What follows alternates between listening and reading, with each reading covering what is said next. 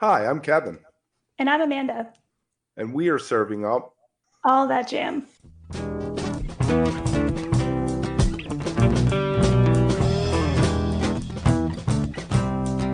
All That Jam, Quick Hit. Mark Samuels on Los Hombres Calientes. Yeah, I think that was the process on that record. Nice, nice. So then you have your album, you have Kermit there. How do you get the next guy? Who did they approach you? Do people start coming to you and saying, "We love your idea," or are you going out actively recruiting people? Yeah, so it was really interesting. In February '98, we released Kermit's record right around Carnival time, and on March the 7th, 1998, I woke up in the pouring. It was pouring at 12:30 in the morning. Earlier that day, I had run into a young drummer named Matt Dillon, no relation to the Matt Dillon actor. Matt was Wynton Marsalis's road manager and a guy that I've known for a very long time. And I ran into him at Kinko's. He was making some flyers for a show he was doing that night. I was making some flyers for Kermit Ruffin's new album. We traded. He said, "Come see us tonight." I went to the Funky Butt Jazz Club, which is now defunct. It was a great spot, great spot to go hear music. I loved it. They had the best little cartoon drawing too of the butt. Yeah, yeah. And it was so that night, it was I said to my late wife, I gotta go. I told Matt I was gonna come see him tonight. So I woke up, got there in time for the second set, and actually left. And I'm saying it was really pouring. It was not the typical thing, but I like to honor my commitments, and I felt I had made a commitment to come check him out. But that night, Irvin Mayfield was sitting in with Matt, and I had read these great stories in both Offbeat and Gambit about this new band that Irvin had put together with Bill Summers and Jason Marsalis. They had done a couple of shows so far. They had done a show at Snug Harbor and a show at the Funky Butt. And it was, both of the stories just talked about how great it was. And they even had people up on their feet at Snug Harbor, which is not typical because it's a listening room. Right, right. And Bill Summers had passed out shakeré and percussion instruments to the crowd, and people were participating. And all I had done is read these two articles about the band.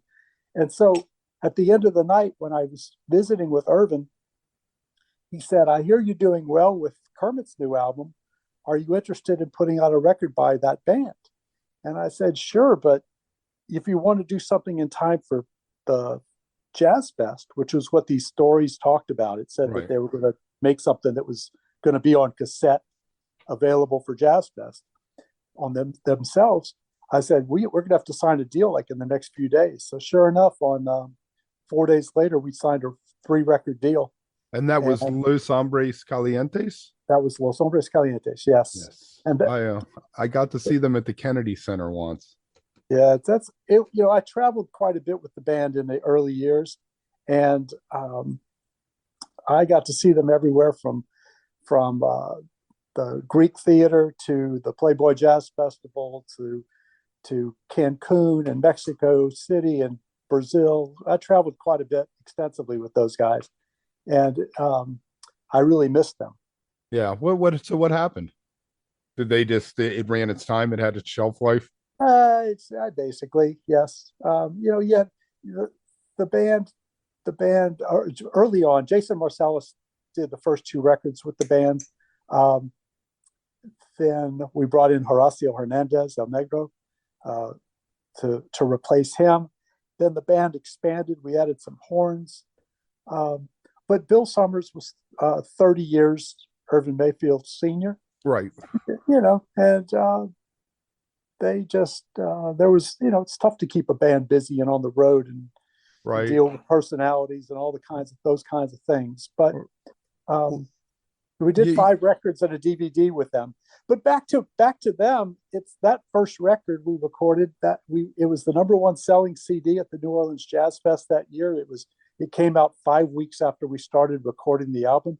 It was actually out in time for the French Quarter Festival.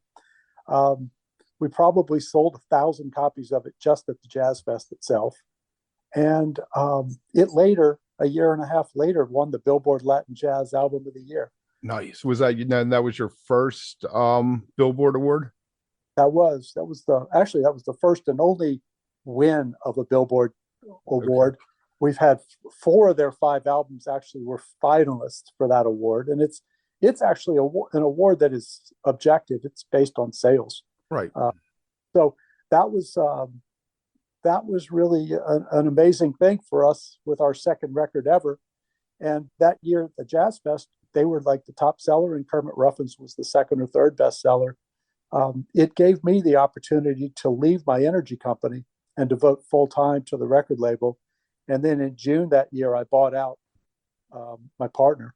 Okay. And so for 25 years, I've been running Basin Street Records. Right. And you're looking at it now, you got 2 great horn players on there, more horn-based bands.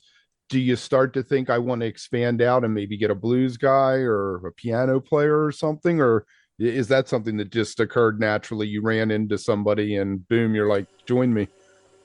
If you are enjoying All That Jam, please like and subscribe to our social media channels at All That Jam Pod on Twitter, Instagram, and Facebook, or visit our website, allthatjampod.com. Make sure to sign up for our email list and tune in every week for new episodes. Also, look for full interviews on our YouTube channel. And remember, stay beautiful, but don't stay underground too long.